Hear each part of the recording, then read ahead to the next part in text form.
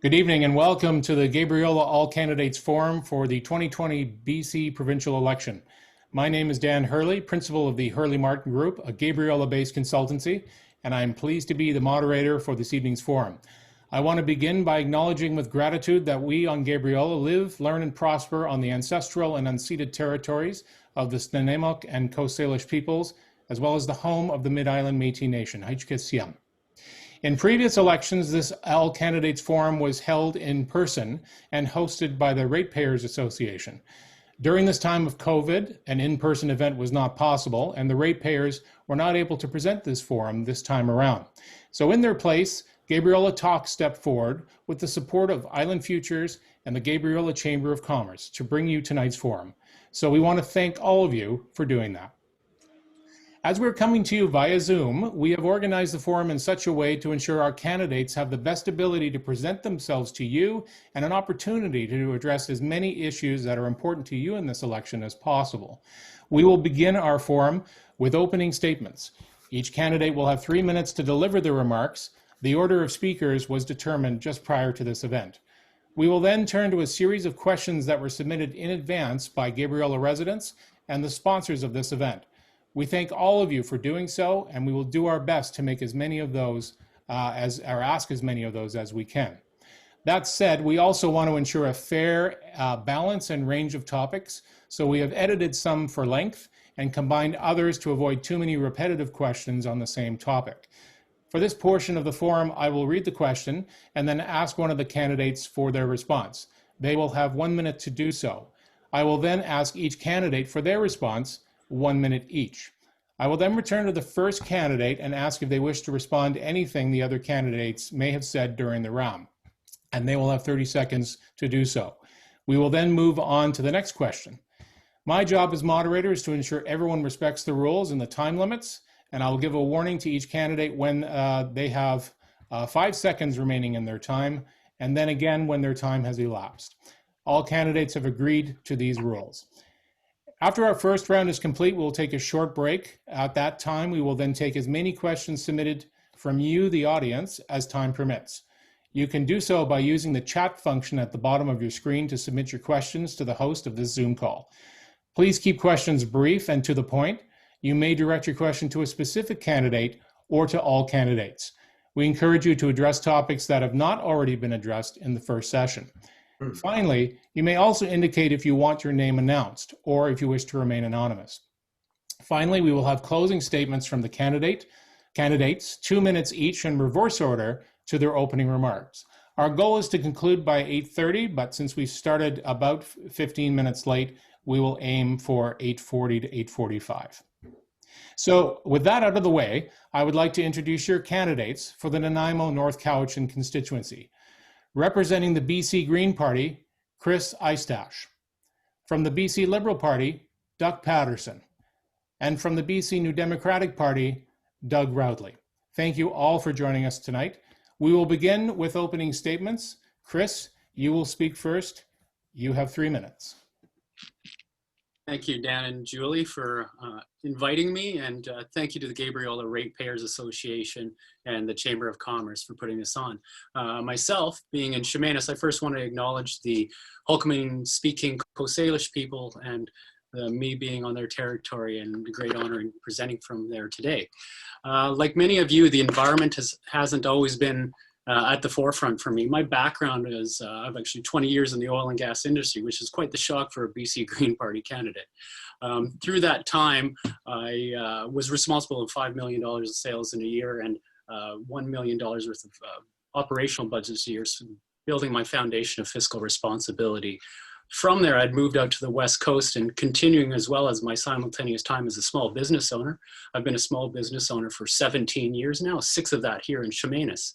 And during that time as well, I've been the president of the Chemainus Business Improvement Association. As my great appreciation of the West Coast and my understanding that I needed to be rooted in more in ecological wisdom, I moved on from my oil industry and left that 3 years ago so I could dedicate myself to being the president of the Business Association, the local nonprofit groups I'm part of, and a director such as the Cowichan Trail Stewards. And be with that love for the land is now why I'm actually here now, and to support the small business community that I'm part of is the BC Green MLA. The old line parties that we see right now, they're out of ideas, and our old way of embracing our social programs and the fossil fuel industry, we really need to change that. Those ideas are outdated. And then the other options of this location just are still stuck on fracking, fossil fuels, corporate welfare, and we just can't do it. The environment needs us now. We can't keep throwing our money at dumpster fires like the sites see. The West Coast and all of BC needs us to take care of it. And then that continues on to the old growth forests. The other parties right now are promising the paychecks and promises, $1,000 handouts to everybody, all doing that while selling down the future of my children, 19 and 21 years old, down the future. I want their grandchildren to be able to live in a vibrant BC. And that's just not possible with the course we're on. We need to immediately address that right now. I understand, I'm a realist. I know that the BC Greens are not going to form government. We want to keep holding the balance of responsibility that comes with having a handful of passionate, empathetic, and caring BC Greens. They're going to hold government to make sure that they're acting in the best interests of everybody, and not just their own plan and going forward with the accountability. We need a party that can stick together and care, and that's what the BC Greens going to do. Unlike my opponents here, I'm not a career politician. I'm stepping forward to fill a seat, and I want to make it. Thank you, Chris. Thank you very much. Thank you very much. Duck, you are next. You can have your camera on. All right, am I there? You are there. Please go ahead. Okay, I don't see me, but that's okay. Good evening, folks, and I want to thank you all for being a part of this and taking time out of your evening. I want to thank Doug and Chris for also stepping forward with their ideas and opinions and how they see this amazing province grow. And as Dr. Bonnie Henry says, we're all in this together. I believe that, party aside, we all want the best for the people of British Columbia and the people of Canada. And I am a Canadian and then a British Columbian. I've totally got off my notes, but I do want to thank and acknowledge that we are on the traditional territory of the Nanaimo and Stamanis and their neighboring First Nation communities. And I've already introduced myself. I hope the majority of the viewers have read last week's sounder and got my my history. But for those that haven't, I'm going to give you a brief part. Tracy and I, my wife and great supporter, moved to Ladysmith in 1975. We've been married 49 years as of last Thursday. We have 3 married daughters and 6 grandchildren. And I believe it's March, we're going to have our first great-grandchild. We've lived in Ladysmith since 1975, and before that we were in Port Alberni. So I have 68 years of island history and knowledge, not the Gabriola Island history and knowledge, but I believe in the big picture and how us on the West Coast and the real West Coast have to adapt and learn to live within the economies that we have. I've been a town councillor in the town of Ladysmith for over 30 years, and right up to the present moment. I'm also very, very proud of over 50 years of community experience, community service through Kinsman, Festival Lights, Rotary, Ambassador Program. I truly, truly believe in people, and that is one of the reasons why I'm here before you this evening. I don't believe that we're here long enough not to be able to help each other. And as a Liberal, BC Liberal Party candidate, Thank you, Duck. We That's have to get out of this together. Thank you. Thank Thank you. We will now move to Doug Routley. Thank you, Dan, and thank you everyone here. I'd like to acknowledge, of course, that we're on Ho'okaminum speaking people's territory, and very grateful for the privilege of holding this meeting here. I want to welcome everybody. I'm very happy to be able to participate in this meeting. This is a very different campaign in a very different time. In the previous campaign, we came to you and we said we would make life more affordable for you. We would make services better for you, and that we would view everything we do through the lens of reconciliation. And I'm here to stand on that record. I'm very happy that we have been able to turn around some of the things that were happening before, the rampant money laundering, the runaway housing costs, the 25% tax cut that led to services that we're still paying for today, impacts that we're still feeling today. And I feel like our record will be something that I hope you'll support. We came in and we promised childcare, we've delivered. 32,000 families are receiving $10 a day childcare, saving them thousands of dollars per year, some of them up to $15,000 per year. Even those who are just receiving our subsidy, if they have 3 children, are saving in that range of $13,000 to $15,000. This is life-changing for people. We've also brought in and legislated the UN Declaration on the Rights of Indigenous People. And as Chief Philip Seymour said, reconciliation is not for wimps. This is hard work, and there are diversity of opinions on every issue. Our job as British Columbians is to work together to see a future where we have certainty and partnership, and that's what we're working on every day. With healthcare, with COVID, and the impacts it's had on our province, we've promised 7,000 new workers. We were going to start a second medical school for British Columbia. We're introducing a cancer center here in Nanaimo. And we are addressing seniors care and mental health and addiction issues as well.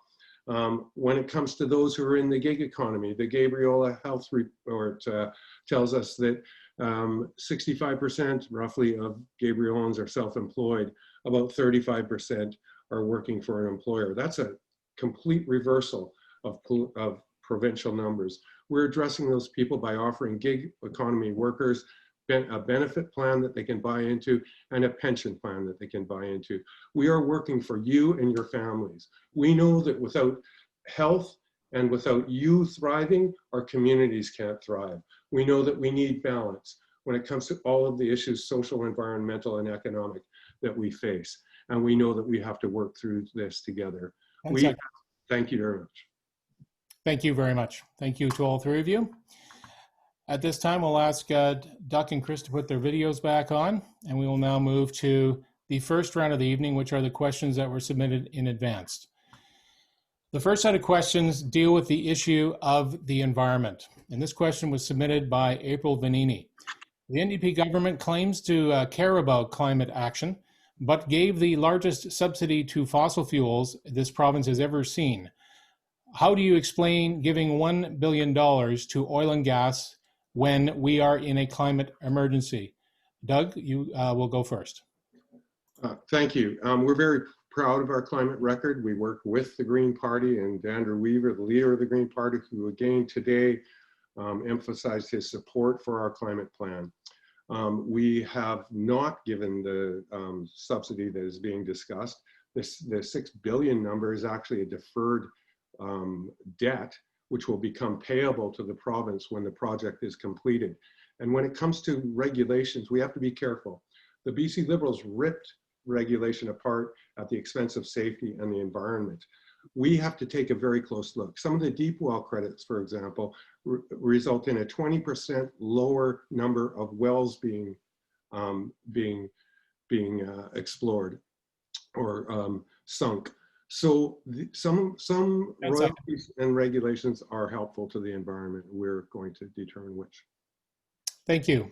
Duck, you'll go next. Okay, can you hear me? Yes. Okay, well, actually, I think Doug was kind of stumbling through there trying to figure out how he can escape from their record of the past 3.5 years.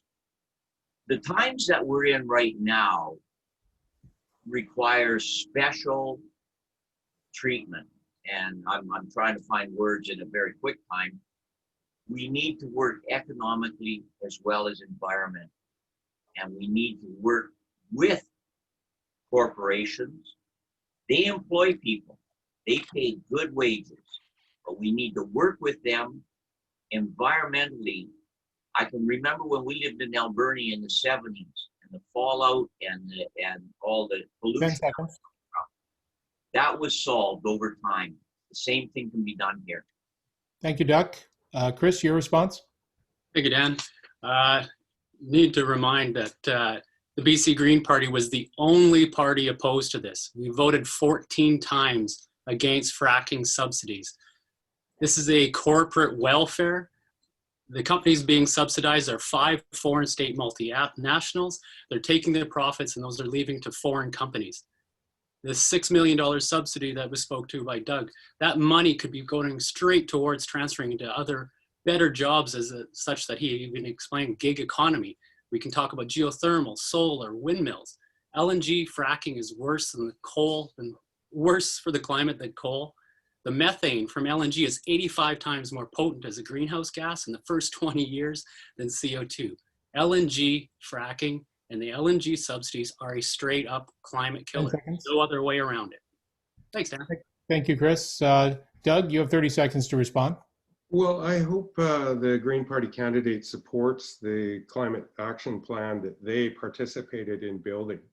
And it had these projects in its focus. So we're focused on moving ahead the cleanest way possible and transitioning to the cleanest technology possible and energy sources possible as quickly as possible, with social justice and fairness and integrity intact. Thank you, Doug. Our next question comes from Lynn Quarmby. The data is clear. Current plans for LNG in this province cannot be reconciled with our modest emission targets. Given the climate crisis, how do you justify support for LNG? Doug, you'll go first. Okay, that's a tough one. I don't have a lot of experience. I haven't been involved in government like Doug has, but going back to my opening statements, and as far as the economy and the environment, there is, Chris mentioned that he has a young family in their 20s, I believe, growing up and stuff.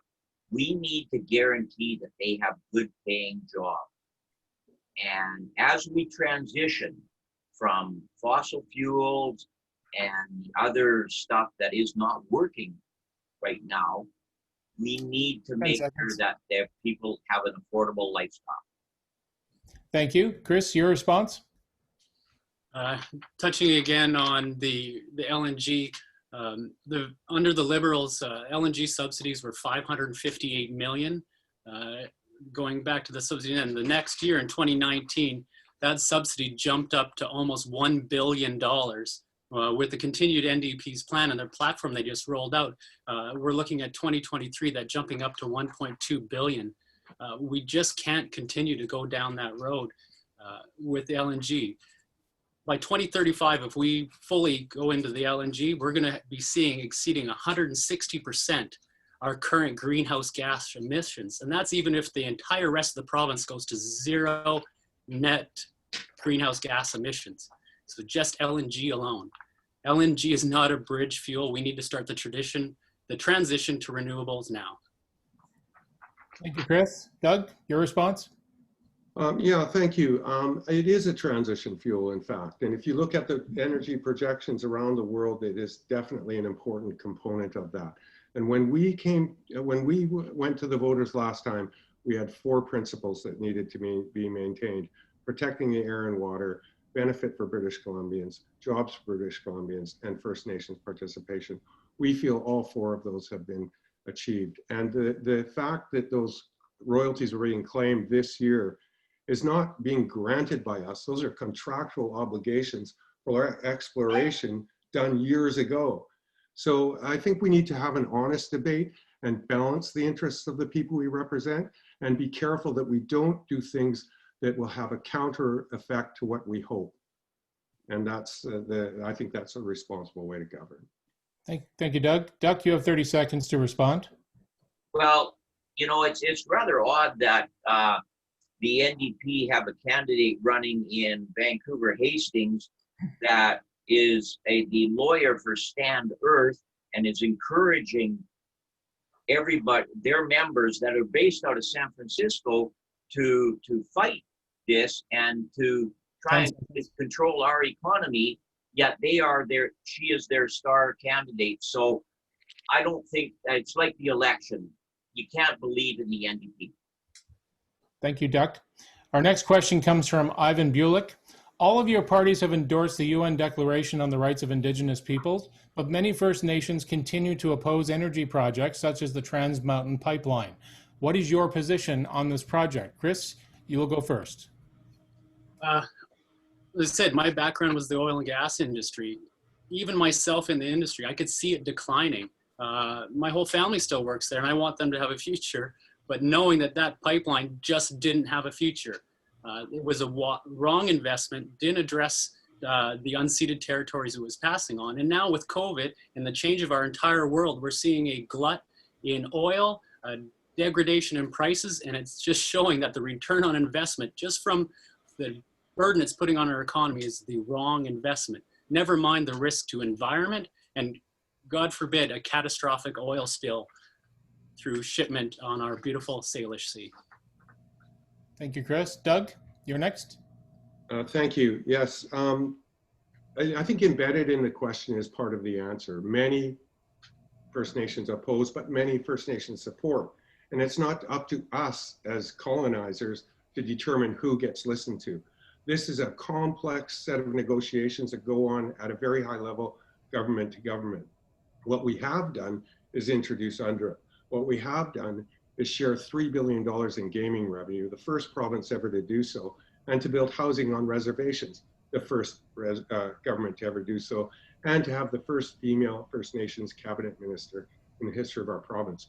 We are fully committed to UNDRIP and the principles of UNDRIP. But as Chief Philip Seymour said, reconciliation ain't for wimps, it's hard work and it's complex. Thank you, Doug. Doug, your response?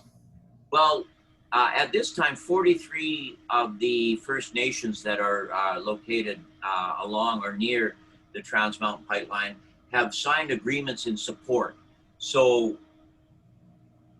might not, over the years to come, yes, the reliance on petroleum products is not going to be probably the way to go. But at this time, economically, we need to continue to do that. We have to get out of this pandemic hole that we have dug ourselves into. We're billions of dollars in the hole.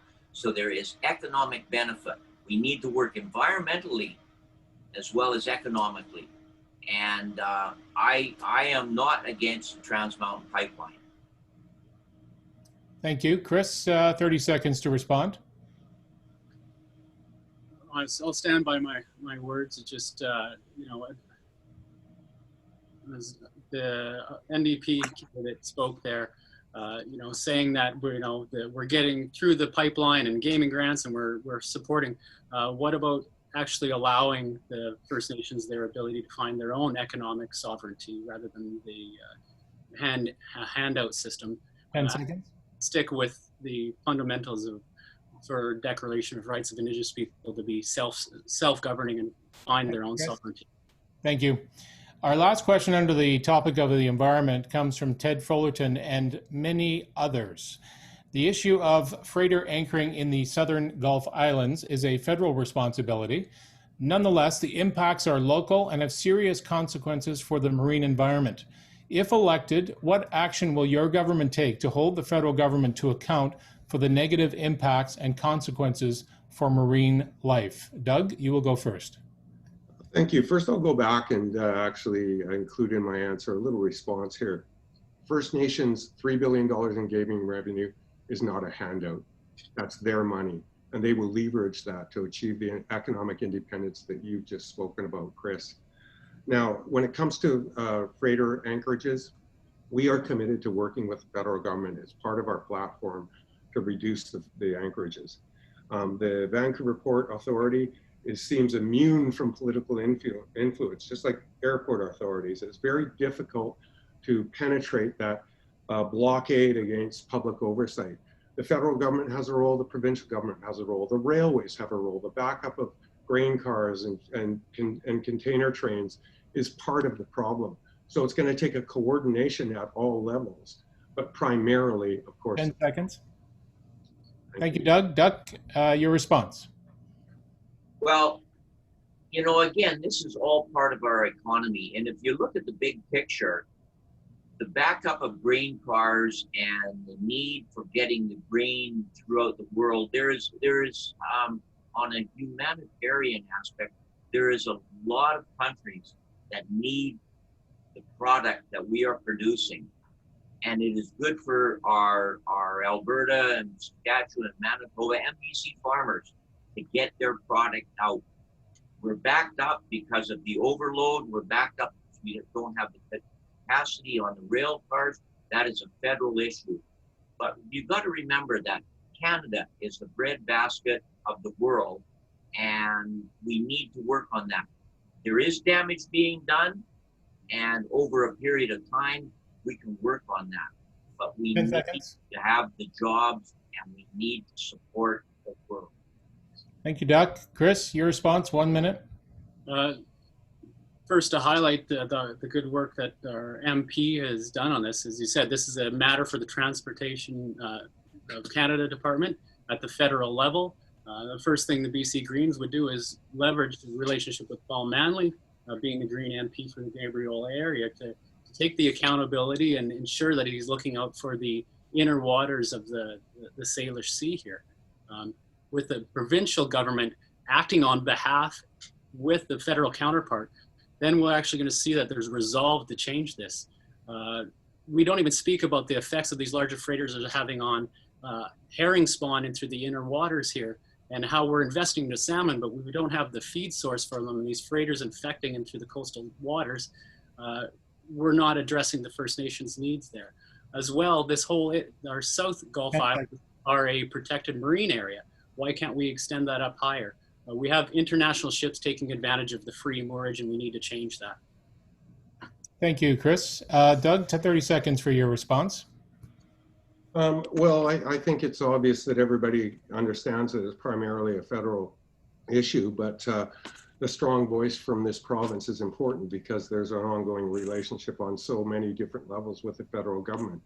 And John Horgan has shown he went to Ottawa and got the sick pay for people who are experiencing COVID interruptions in their work, as well as a number of other concessions from the federal government. So I think that's the important provincial role, is to put the constant pressure and leverage the relationship forward on all levels as much as possible. Thank you, Doug.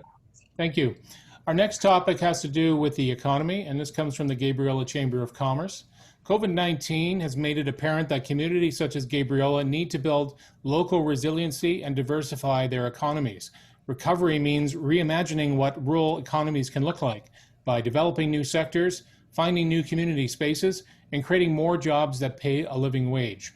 Access to land for these is a big challenge. Currently, the federal and provincial infrastructure funding doesn't include land purchase. If elected, what will your party do to support land for community economic development, especially where there is no municipally owned land? Duck, you will start this round. Oh, wow. Okay. That one caught me totally off guard, and I'm going to be honest about that. What will the party do? I do not know. I can inquire. My own personal belief is we do need to work with small business and medium-sized business, local business, the mom and pops, and get them back on their feet. We need to give them tax incentives. We need to encourage municipalities to work with them and cut the red tape and we need to give them opportunities to hire back their employees. So other than that, I apologize to everybody out there. I can't give any better answer. Thank you, Doug. Chris, you're next. It's an ongoing thing that I saw when I was a city councillor in Saskatchewan, the constant downloading of infrastructure costs to the local level of government. Provincial government needs to immediately take back that, because small communities only have property taxes as their source of revenue to address land issues that they have. Second to land issues, one thing we're facing on Vancouver Island in this area is pending food security issues in regards to COVID, climate change, climate fires, and disrupting that food source. So the BC Greens want to create a Crown land trust where it's possible to create a land bank to provide for local small businesses and farmers and agriculture to be a new business venture in that area, where we're providing the land through a public land bank system to enhance the food security and help diversify local 10 economies. seconds. Thank you, Chris. Doug? Yeah, thank you. What we are doing is, first of all, we lowered the small business tax by 20%. But we also, in order to help local government with infrastructure and acquiring land, we increased the provincial share of that from 33% to 40%. We're also committing 1% of GDP over 3 years. That's $3 billion per year on top of $23 billion in infrastructure spending. All of that will be directed towards community rebuilding. And we will have a focus of climate change and reconciliation in doing all the projects that we bring forward. 52 were brought to the province, 50 are going ahead. They are projects that will take displaced workers, retrain them, and have them work in the health sector, 10 seconds. work in small business, and other skills shortage areas. So these are the ways the provincial government can support the small business economy. Thank you, Doug. Doug, any response? 30 seconds. Well, I'm just, there with treaty negotiations, reconciliation, according in response to Chris, a lot of Crown land is going to be tied up with in those discussions, and justifiably so, because a lot of the Crown land is traditional 10 seconds. First Nation areas where they habitated and hunted, and that was their living. So, and all of us agree on taxes for the business. Thank you, Doug. Our next question has to do with ethics, equality, and equity, and it's submitted from Ginny Hayes. During the leaders' debate, Andrew Wilkinson and John Horgan were criticized for their responses regarding their personal actions to address systemic racism. If elected, what steps would you take to address systemic racism in our communities and institutions? Chris, you will start. Yeah, definitely. We need to address that, as our Sonia, our leader, embodies the social justice and the equality that we all strive in the BC Green Party. We're about that. We're all acting in a place of empathy and compassion, and it's definitely treating everybody properly and in the way we would like to be treated. Doug, your response? Yeah, thank you. This gives me an opportunity to read from a list, actually. The first Black man elected MLA, Emery Barnes, who was a Speaker of the House. First Black woman, Rosemary Barnes. Rosemary Brown. First Chinese Canadian woman and Cabinet Minister, Jenny Kwan. Indo-Canadian man, Mo Sahota. Openly gay man, Tim Stevenson. Openly gay woman, Jen McGinn. Métis woman and Cabinet Minister, Carol James. First Nation woman and Cabinet Minister, Melanie Mark. Korean Canadian, Jane Shin. Taiwanese Canadian, Katrina Chen. Filipino Canadian, Mabel Elmore. Those are all NDP first. Our caucus was 50% female, as was our cabinet. We are reviewing the Police Act with a racial lens. We are modernizing that. We are bringing forward pay transparency legislation, which will tackle pay inequity for women. And we are going to enable race-based data so that we can make decisions and modernize the Multicultural Act. Thank you, Doug. Doug, your response? Well, The list of names that Doug listed off is very commendable. It's the individuals that did that. It wasn't the NDP party. So for the NDP party to take credit for having this multiculturalism isn't quite right, I believe. But we need to do something to get the message into the home, to get the little kids where when they go out and play, they don't care who or what color their friends are. They are their friends. We need to get that message into the young kids, and how we do it, I don't know. I can work with any team on trying to resolve that. I'm a member of a racism group right now in Ladysmith and Nanaimo, working on the subject. We need to start in the home. Thank you. Chris, your response? 30 seconds. Yeah, no, it's definitely a pressing issue. Systemic racism is alive. It's happening in front of us, and we see it. And we need to make sure every decision we make is through the lens of equity, and look at ourselves first, and ensure that we're mindful of our actions and taking to care that 10 seconds. all our decisions are, as I said, through that lens of equity. Thank you, Chris. The next question is under the topic of health from Henry Reeve. Access to prescription medications in BC is limited in part due to the antiquated system which requires drug manufacturers to apply to each province individually to be covered under the province's prescription drug benefit.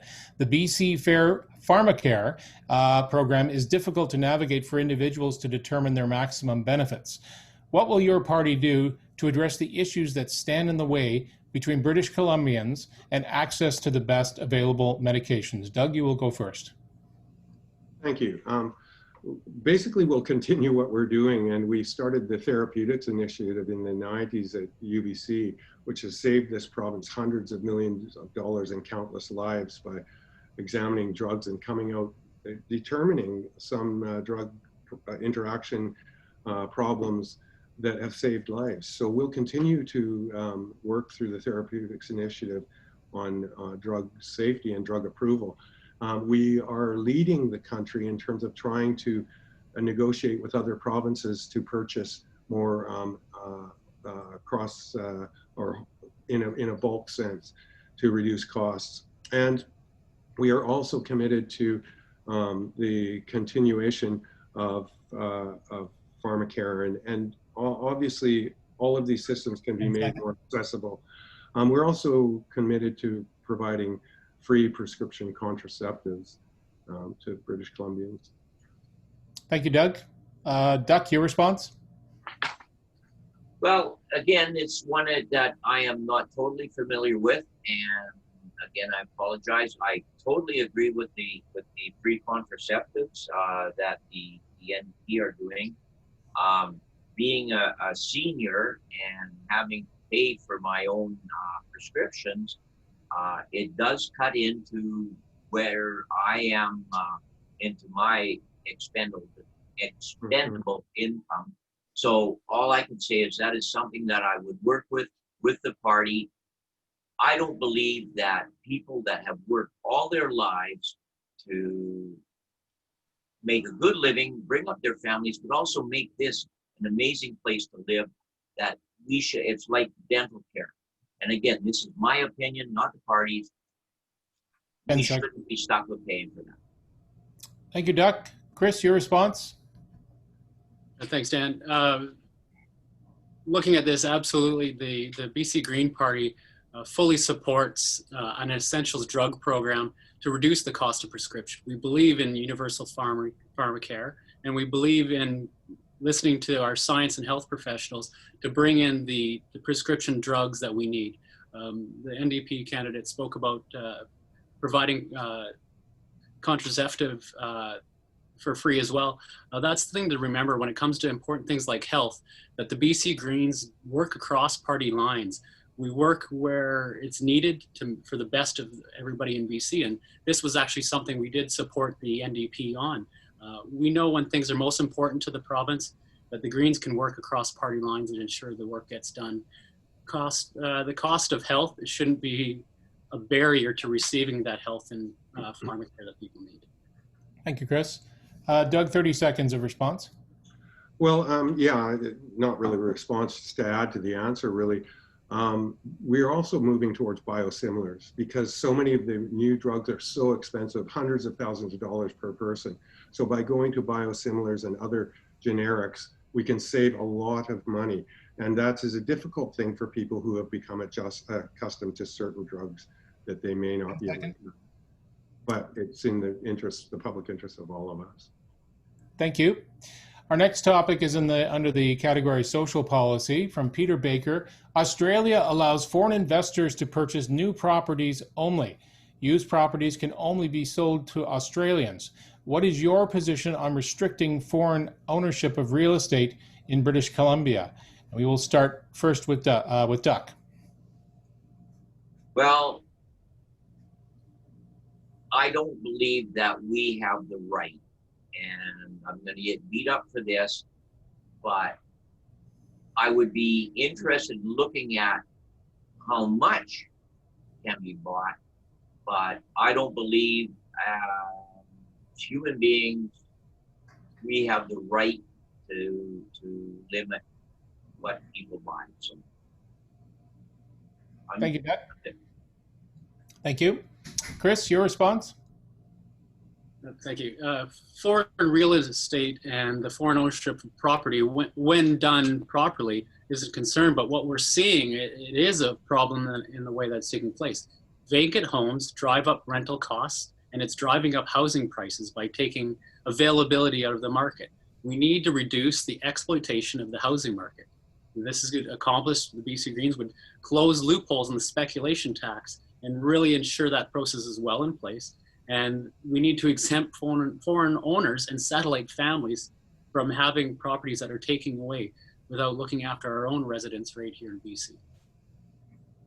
Thank you. Doug, your response?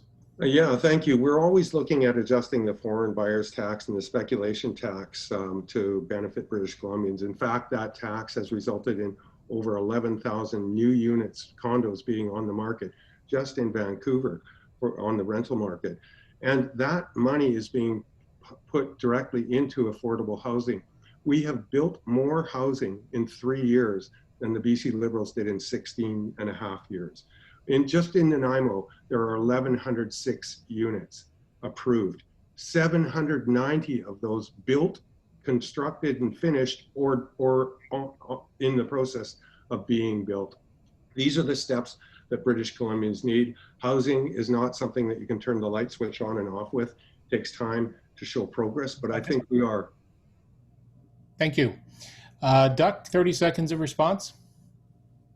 Well, I don't think Doug answered the question because he was talking about affordable housing, and you were talking about the people from outside BC buying property.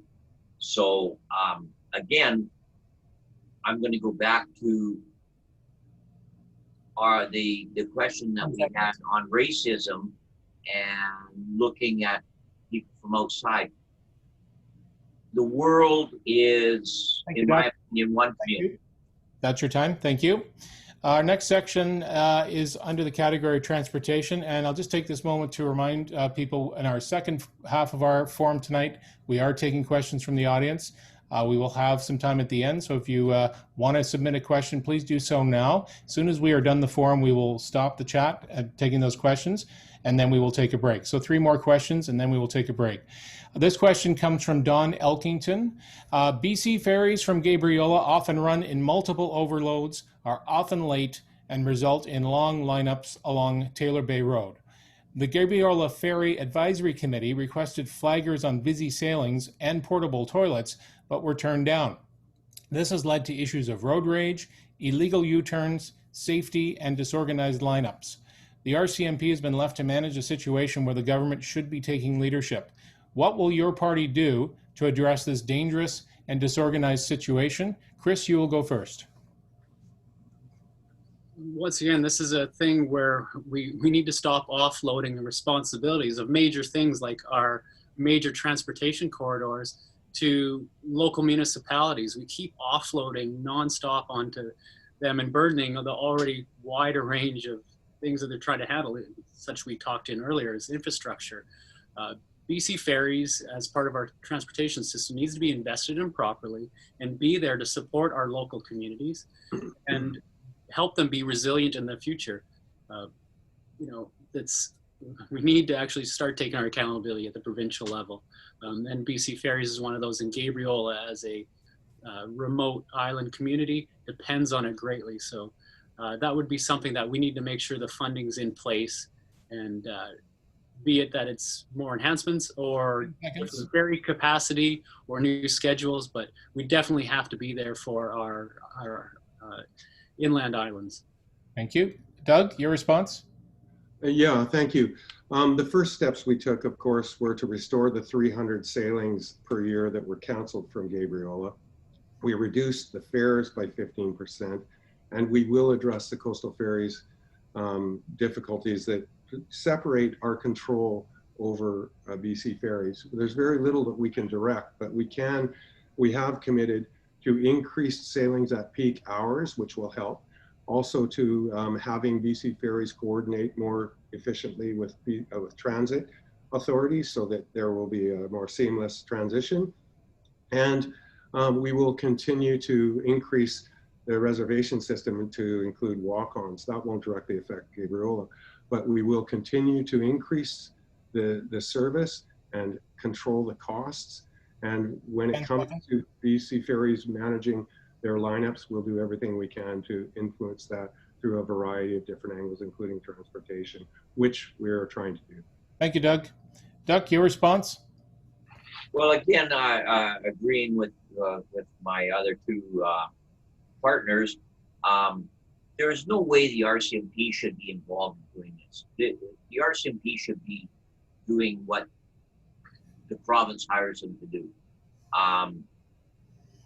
The BC Ferry should be looking after their own traffic control, their own lineups, and the RCMP should not be involved in it whatsoever. So it's a cost to the community by having the RCMP do it. And what Doug said is that they're going to start interfering a bit more into a Crown Corporation. No. Thank you. Chris, 30 seconds of response. Thanks, Ann. Quickly wanted to touch on one extra part of that. When we keep talking on congestion and issues with cars, but one of the part of transitioning to a better future is the BC Green Party's emphasis on active transportation. Especially the amount of times I go to Gabriola, I see the amount of people riding bikes. We need to start looking at, for our islands, having storage at the BC Ferries terminals for the people that are riding on their bikes but leaving them behind. So they can leave their bikes stored on the island safely and then go across on the ferry, walk into the downtown community, and come back and another bike's waiting them in a safe manner. So the emphasis on active transportation as well. Thank you. Our next question comes from Trevor Gear.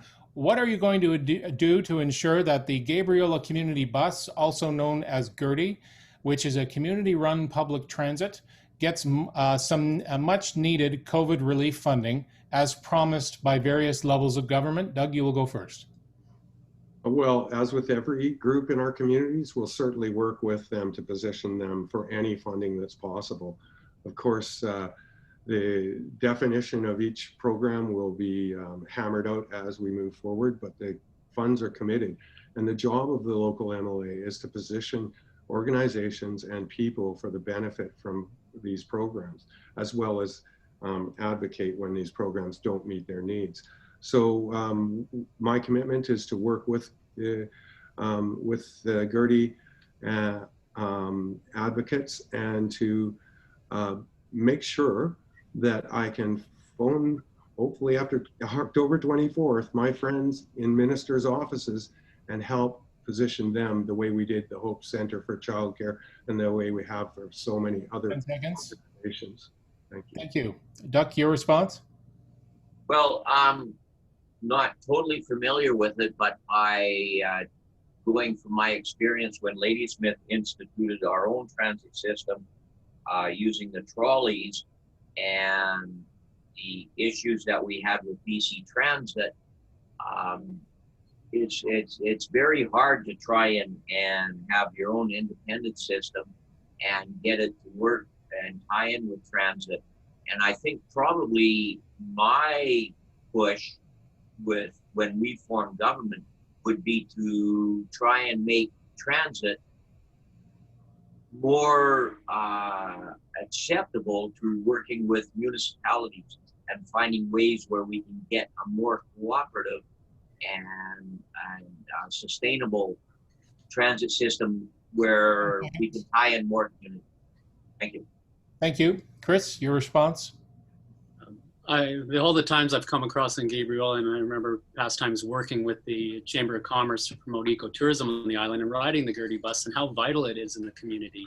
The BC Greens, and especially with COVID, well, we've seen services being restricted and cut. We know now is actually the time to double down on transit and invest into our local communities. Often I even see in myself and Shemane as being so disconnected from the area around, how vital transit is to the viability of both our residents and our small businesses. We need to ensure stable long-term transit, even if that is through third parties in such with the Gertie bus in Gabriola, and as well in the future offering through to commercial corporations, industrial corporations, grants to make transition to electric bus options as well. Thank you, Chris. Doug, 30 seconds to respond. Yeah, thank you. One of the steps we're taking and promising in this campaign platform is to deliver free transit for children up to the age of 12. And since those kind of investments are being made, I think it's only natural to consider that Gabriola not be left out of those kinds of equations. And while it's not a BC Transit operated 10 seconds. function, I'm certainly prepared to work with Gertie advocates to see that they receive some kind of benefit, especially at this important time. Thank you, Doug. And our final question before our break from Peter Baker. What is your party committed to doing to promote electric vehicles? Duck, you will go first. Wow. Well, I honestly cannot answer that. If Peter sends me his information, I will try and get information from party.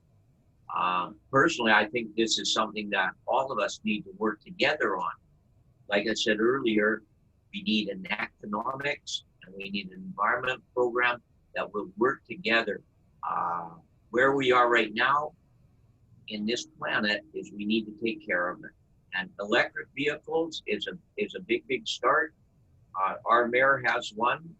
We have a 4-cylinder car. So that I apologize, I can't answer that. But if Peter or anybody else that is interested, send me a note and I will get the party platform. Thank you. Chris, your response, 1 minute. Thanks, Ann. This is something I'm actually quite passionate about. I've myself have had my EV for 2 years, and I've actually written several articles on the benefits of having EVs. And it's something that the BC Green Party's been strongly implementing for quite some time now and pushing for. Right away, the big changes we want to see is we need the reduction of PST, removal on used vehicles, as well now with the rise, and I touched on it with the BC Ferries question, is e-bikes is removing PST off e-bikes as well. There's no good having an electric vehicle if we're not going to have the adequate infrastructure to charge them. As I've found trying to drive across Canada almost in mine and not having charging stations, we need to ensure that we're investing in even the rural communities that we can drive everywhere in BC and charge appropriately. And then as the incentives we've given the personal aspect of our society, we need to make sure that we're putting grants in places for business and industrial to make the transition. And as well, BC government should be leading the way and having all own EVs themselves. Thank you. Doug, your response, 1 minute. Yeah, thank you. Well, we've committed to hundreds of more charging stations, but we've also already passed a law that by 2040, all vehicles, passenger vehicles sold in BC should be zero emissions. And that was a very important step that went mostly unnoticed at the time because it's a huge market tool. Any jurisdiction that passes legislation to go towards zero emission vehicles ends up with best access at the stock of vehicles and the most advanced vehicles, because the car companies know there will be a market there. So we are first in line, and that was a very important step. We're also on this platform committing to bring subsidies for people who can't now afford to transition, because it shouldn't be just those of us of privilege who can afford an EV. It should be everyone. And we will extend that program to industrial vehicles as well, the zero emission program. Thank you, Doug. Doug, 30 seconds to respond if you wish. Well, all I can say is that Doug said the NDP passed a law about the getting off gas vehicles. The NDP also passed a law about fixed elections, and we're sitting here now because they discarded that. So I'm not too sure if that's something that we can believe. Well, I'm sure that's something we can pick up in our next round. So at this time, this concludes the first part of our forum. And thank you very much for your questions and for your responses, candidates. We will now take a 5-minute break and then return to take some of your questions. So our candidates, you can put yourselves on mute or turn your video off for about 5 minutes if you can come back, and then we will turn them back on. We'll be back with you in just a few minutes. Thank you.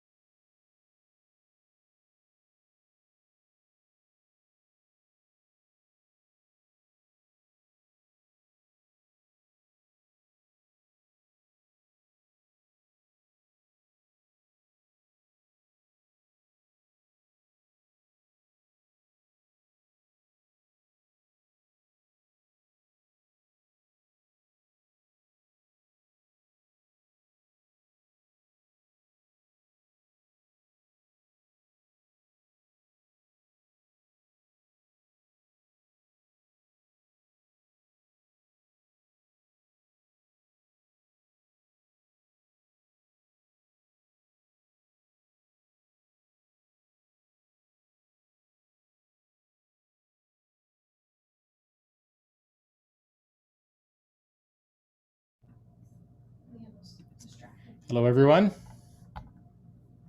Just going to get our candidates back online here.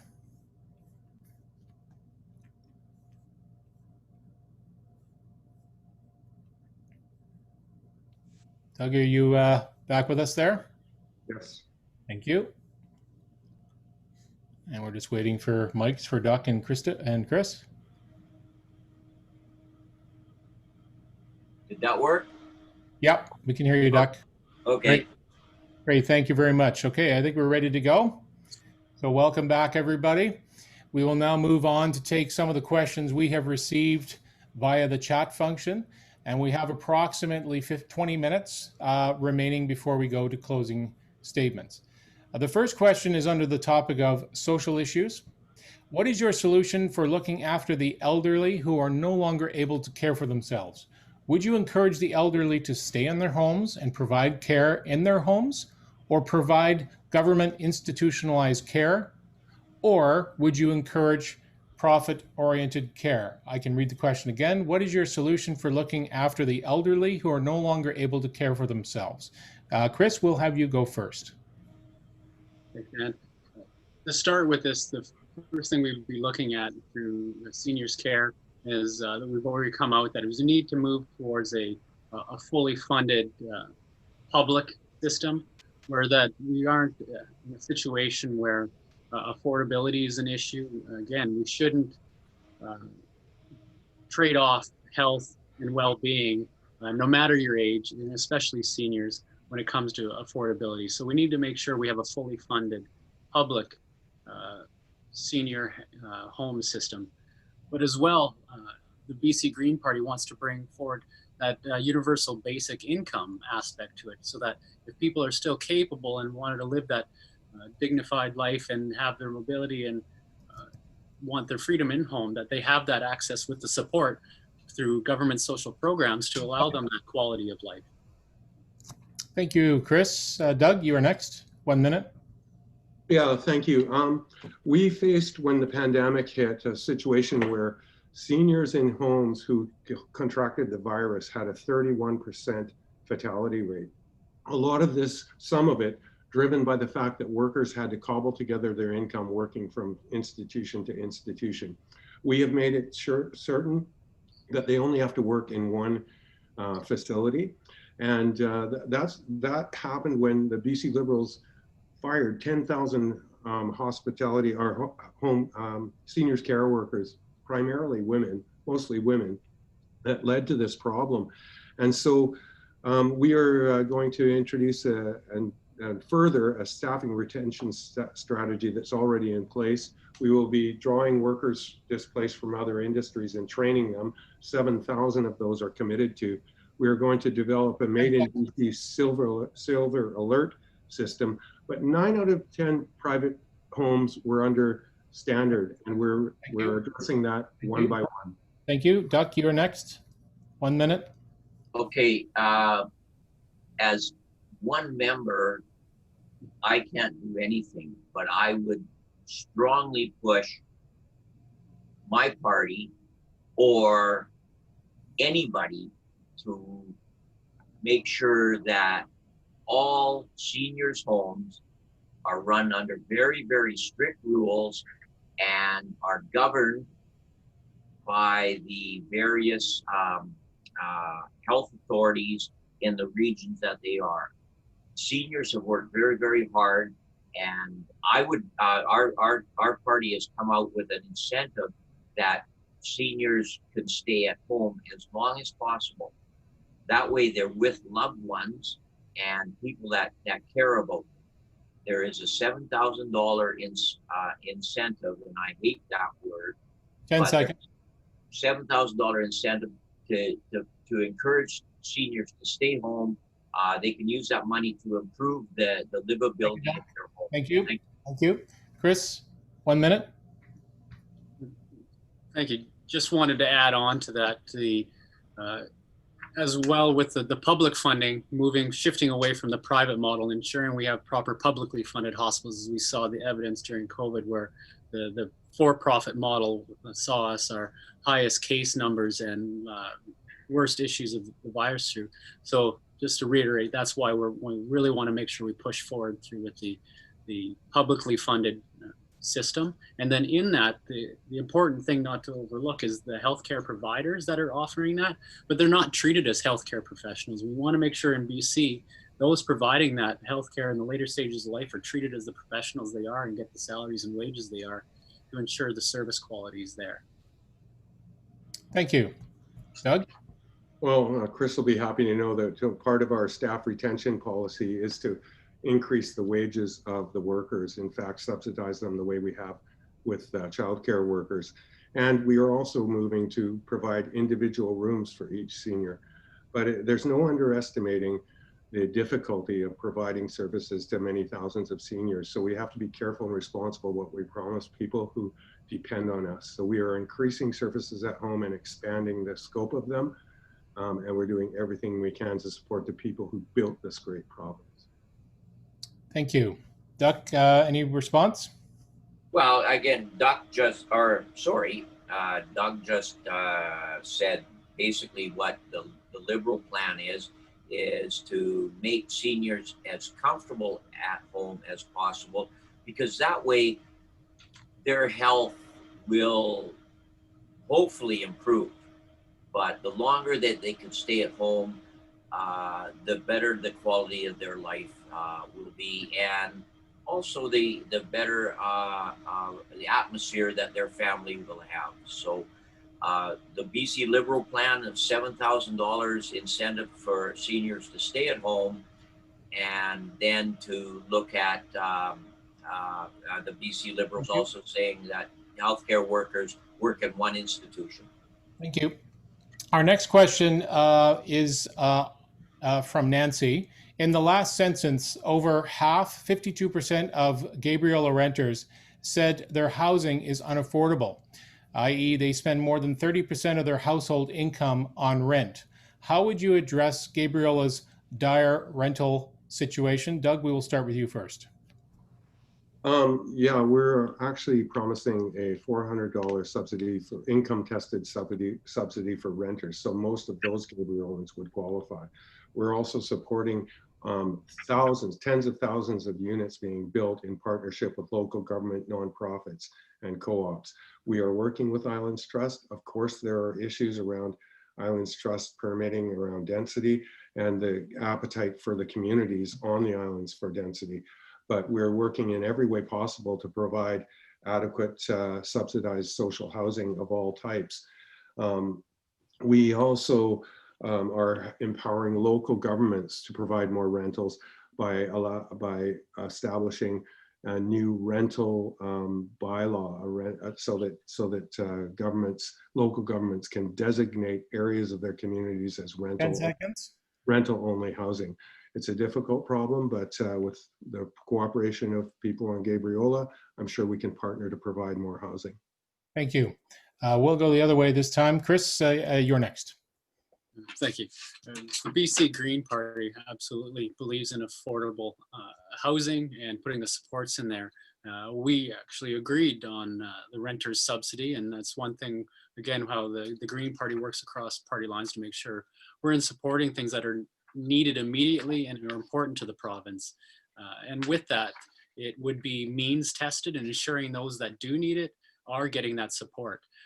We would establish funding for nonprofits to put in affordable housing to allow them to relieve that burden in communities so that they can put the housing in place that's where it's needed. And it's actually something, you know, it would help here in Chemainus as well. We're seeing the struggles. As I said, we agreed on this, and there's definitely we didn't need to have an election put on pause on things happening right now. Thank you, Chris. Duck, your response? Well, what we need to do is make sure that there is more supply of rental housing. And that's one thing that the BC Liberal Party wants to do. We want to work with municipalities to provide less red tape, more incentive to establish policies that will make it easier for, and developers is not a good word for a lot of people, but those are the people that are building subdivisions that are building these homes. And so we need to work with private partners to make this possible. We need to give them incentives, but those incentives have to be passed down to the people that will be renting the homes, also to the people that will be purchasing the homes. And my personal opinion is we need to cut. Thank you. Thank you, Doug. Thank you. Doug, 30 seconds of response from you. Well, certainly I think that my cohorts here have realized that these are not simple problems. And when we work with partners to provide housing, it's over a long period of time. Various communities have different needs, and we need to allow them to plan that. So that process is well underway, and we're working with every partner at every level to provide more housing. We've already put 1,100 in Nanaimo and 35 in Ladysmith. Duck knows. Thank you. What? The next question will be from Greg. What will the parties do to address a burgeoning economic inequality in BC, a situation made yet worse by COVID-19?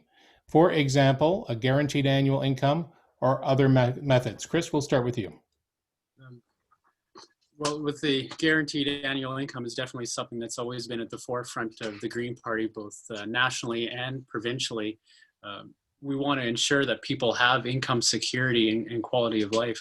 There's currently, as well for people with disabilities, COVID income supports in place, and we want to ensure that carries on past through on after here. So, and then as well, what we're seeing right now is we want to have basic income supports for kids now that are aging out of care of homes and entering onto their own, but we're in an uncertain time right now where they don't have job availability.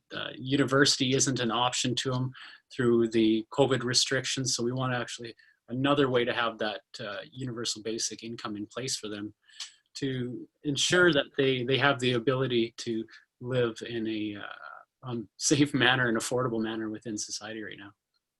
Thank you, Chris. Duck, your response? 1 minute. Well, you know, if young people coming out there, I work on a farm, and which is making it kind of tough to get out there campaigning and stuff when you have to have cows to feed. But there is jobs out there, and there's lots of opportunity for people to get out there and make a decent living. Quality of life is something that we need to work on, and it's up to the individual. Thank you. Doug, your response. Yeah, and going back a bit to Chris on the $400 subsidy. In fact, that was not supported by the Green Party, and that's why we weren't able to bring that forward. And that is very relevant to poverty reduction. We did establish a poverty reduction plan, and that poverty reduction plan, along with the expert panel on basic income recommendations, will be used to leverage the Economic Recovery Fund to address poverty. But it's not a simple issue around basic income. Even if we provide increased income supports, that doesn't alleviate the need for mental health supports. That doesn't alleviate the many needs that children and families experience. So it does not alleviate us of the other responsibilities. If it's the best way to deliver supports to people, we will do that. But in fact, the primary goal is to leverage the role of government in the economy and in every way to reduce the stresses on people. Thank you. Housing, Thank you. Thank you. Thank you very much. Chris, 30 seconds to respond. And my response to that would be that we're actually seeing, especially as a small business owner and a community leader in my town here in Chemainus, and someone who had my business closed for 2 months, I saw the benefit that the CERB had on keeping our community flowing and connected and businesses viable. I'm not too certain on the NDP candidate's terms saying that the Greens voted against. I'm not too sure that's correct. But and universal basic income and supporting mental health and affordable housing are separate issues that the BC Greens support funding on their own merits. So we believe strongly in providing people with their income to help them manage through life that they need. Thank you, Chris. Thank you. Our next question is under the topic of First Nations. Please comment on the situation we continue to watch unfold in Wet'suwet'en. What would a meaningful resolution look like? That question from Chloe. So the question again, please comment on the situation we continue to watch unfold in Wet'suwet'en. What would be a meaningful resolution look like to you? Duck, you will go first. Well, I am a very, very strong believer in we need to sit down with all of the First Nation communities and come up with a very, very strong binding treaty. And again, this is going to come through negotiation, and I don't know if it one size fits all. I would hope that, but that would come through negotiations. As far as the Wet'suwet'en is, I believe that their elected leaders were the ones that would make the decisions. Now, I've been told that through various levels of their cultural background, that the hereditary leaders and the elected leaders have different options. We need to sit down and Duck, make it work. That's your time. Thank you. Thank you, Duck. Doug, your response, 1 minute. Yeah, thank you. I think it's always hazardous for colonizers or descendants of colonizers like us to prescribe what's going to be right for the Wet'suwet'en people. And that has been the problem with this situation from the beginning. We have decided to respect their processes and let them work out their own governance structures and their own governance priorities between the elected and hereditary chiefs. We are supporting that in every way possible. But it is no simple solution. What we need to do is stand ready to support whatever framework comes out of that and be ready to respond to it as a government and respect it. But it is not up to us to determine what it should look like. And that has been the real problem. And in fact, it has, in effect, gagged many of us because we haven't wanted to contribute fuel to any fire by taking one side or the other. It's important to respect the reconciliation priorities of independence. Thank you. Chris, your response, 1 minute. The very first primary thing we need to address is in the listening is to actually listen. I don't think we're listening. But in 2019 and then again in 2020, I went to Victoria and sat for hours on end listening to the youth and the hereditary leaders and the elders beg and shout and scream to actually be listened to, and we're still not listening. We pass bills and we make laws, but we actually don't fulfill to them and we don't stand up. We're actually not speaking nation to nation. We're still embracing outdated Indian Act systems. We actually need to meaningfully come forward and not keep perpetuating these issues. And the loudest voice they're speaking through with is the voice of the environment. The BC Green Party stands for the environment, and that's been the loudest voice of the Wet'suwet'en. And then we're seeing in the Walbin Valley of the Pacheedaht and trying to protect the old growth there. We keep not listening to the environment. Now we're trying to ram a pipeline through environmentally sensitive areas and cultural territory. Thank you. Duck, you have 30 seconds to respond. I believe as a province and as a country, we are listening, but we don't have the government balls to sit down and I'm going to apologize for that one, sit down and talk with First Nations. And that is what we need to do, is we need to sit down one-on-one and fix the problem, because we're not going to go anywhere until this problem is fixed. And we need to work partnership. Thank you. Our final question this evening is back to the theme of the environment. And we'll start with you, Doug. How can your government, the NDP government, justify continuing to pour money into the Site C dam project when experts from your own consultations have advised against it due to serious economic and geotechnical risks? That question from AJ. You have 1 minute, Doug. Thank you. That was one of the most difficult decisions for me. My own family, one side of it, were flooded out of the Arrow Lakes to create dams and got a third of what their property value was with no consideration whatsoever. This was a project that we would never have started, but when we took government was already $4.5 billion in sunk money. And we need an asset to pay back. If we just put aside that money with no asset to pay back that debt, that would be devastating. But we recognize the ongoing geotechnical problems and other issues. So we are having experts review that now, and we will act in the best interests, in the public interest, as we did when we took power. But this was not our project. We would never have approved it in the first place, but we're stuck having to manage it as best we can in the interests of British Columbians. 10 seconds. And we stand ready to respond should further information come before us. Thank you. Chris, your response, 1 minute. The response is easy. Stop Site C now.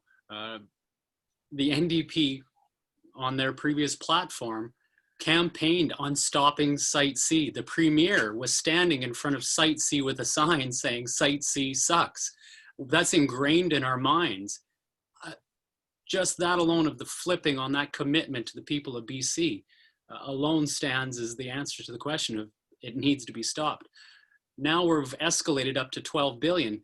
As we're walking down the road and it's 1 mile long and we're at the quarter-mile marker, there's 3/4 of the way to go. Why do we continue when we could just turn around and save our energy and divert that remaining distance into good projects like solar and wind, and for Gabriola, power independence through grants for their solar on their homes and fair rates for BC Hydro.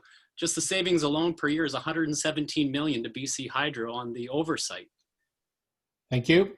Duck, you have 1 minute to respond. Well, it boils down to, what the NDP say and then what they're going to do. They weren't in favor of Site C. Now they're behind it all the way. Doug says that if they had to do it all over again, they wouldn't, but they could have stopped it at that time. So it's there. The people of BC have invested billions of dollars into that, and we can't afford to throw that away. There are better means of producing energy, but if we stop the project now, where the hell are we going to get that money back from? So 10 seconds. I apologize to those people that don't agree with my own personal opinion, not the parties. We can't afford to throw that amount of money away today. Thank you. Doug, 30 seconds to respond. Yeah, I hope that Chris was paying attention, because we did campaign against that project vehemently before it started. But you'll remember that in the last campaign, we were very clear that it may be beyond the point of no return. And based on all the expert advice we have, not the cherry-picked pieces that you've referred to, we decided it was best to go ahead and not walk on those $4 billion. But we campaigned against it starting. We 10 did seconds. not promise to cancel it, and we have not shut the door on any options at this point. Thank you very much. And that is our final question for this evening. Thank you all for submitting them. We will now move on to closing statements from the candidates. We will go in reverse order to the opening remarks. So Doug, you are the first to go. 2 minutes, please. And we'll just ask our other participants to turn off their cameras while Doug is speaking. Go ahead, Doug. Thank you. Thank you very much, Dan. And thank you to the other candidates. Thank you to the people of Gabriola, particularly for the privilege of representing this area for a long time now. And I hope to continue doing that. We have seen a province shaken to its foundations, our institutions, our economy, our whole society by COVID. But before COVID, we had already invested in housing and childcare and family supports, the kinds of things that prepared us to weather this storm the best we have and could. And we want to do more of that. We know that the people need certainty. What happened 3.5 years ago is largely irrelevant to what's happening now. People know that moving forward, we have to rebuild these things. And we've shown you, Gabriolans, these are our principles. We put you first. We put your families first. We will rebuild this province together. That's the mandate we're looking for, that we can together on the principles of equity, justice, environmental integrity, and reconciliation, rebuild the institutions of this province, make them better. And in fact, we're already on that path. It's a huge project. We want to continue this project. I'm asking for your support to let us do that. Thank you very much. Thank you, Doug. We will now go to Duck. You now have 2 minutes. Please get your video back on. Go ahead. There. You are there. Oh, okay. I don't see me, but anyways, You're there. Go ahead. you know, I can agree with Doug. I was going to say kin Doug, but that's a kinsman thing. We all want the best for the province. We all want the best for our families. And as we proceed from there, the direction differs. And I'm looking at it as an economic, sustainable future. I want my grandkids. I want my great-grandkids. I want my daughters in the next 5, 6, 7 years, and their husbands and their families to be able to enjoy what my wife and I have had in the last 49 years. Where we are right now, we are hugely in the hole. Nobody has come up with a plan to start getting us out of it. What happened back in March was a good thing, but we haven't looked at where are we going to go? How do we get out of that? That's what I am concerned about. We need to look at how we're going to get out of this. We're billions of dollars in the hole, and election promises on all sides aren't helping. I'm in trouble on that one. But anyways, we have an amazing opportunity in this province. We have fantastic sources of revenue. We need to work environmentally, and we need to work economically. And we need to work both of those side by side so our families can grow and prosper and take in what we have in this amazing province.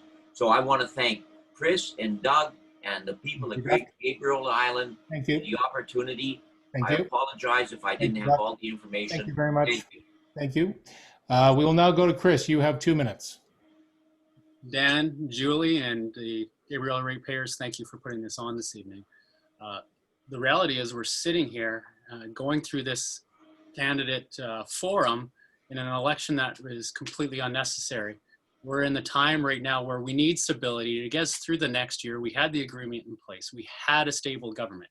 Before the election was called, Sonia First to Know wrote the letter to Premier John Horgan saying that we supported him and we were there with our balanced responsibility to BC to see us through this. And we'd been supporting the NDP to make sure we get through the COVID pandemic and supporting our businesses and the people of BC.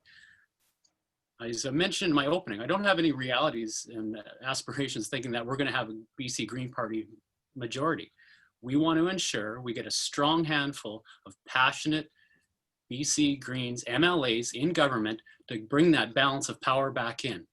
If you're pro-fracking, pro-LNG, pro-Site C, pro-climate change, and you're pro-clear cutting of old growth, then you need to figure out if you want to split your vote with the Liberals or at the NDP. So Duck or Doug is your choice if you're for those.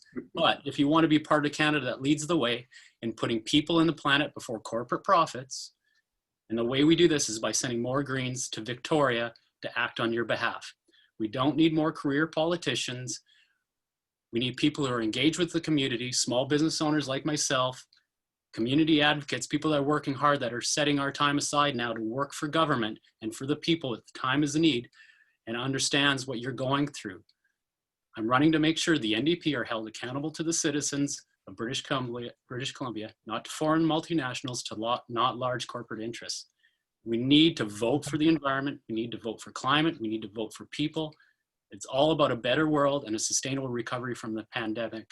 I ask you to vote for myself, Chris Istace, and for the BC Greens. Thank you very much. Thank you, Chris, and thank you to all of our candidates tonight. It takes a lot of commitment and courage to put yourself on a ballot, and you have my respect. And thank you so much for being part of our forum this evening. We also want to thank our sponsors for their support, and of course to you, the audience, for participating and witnessing this event tonight. Before we conclude, I want to share some important information about voting in this election. Advance polls are open this Saturday, Sunday, and Monday at the Gabriola Island Community Hall. The polls are open from 8 a.m. to 8 p.m. And of course, voting day itself is next Saturday, October 24th. For more information about voting or information about the election, please visit elections.bc.ca. And Gertie buses are free on election day. So take advantage of that. And of course, I encourage our candidates to come over anytime and take our amazing our Gertie bus as well. So thank you very much, everyone. Have a great evening. Haichikasiam.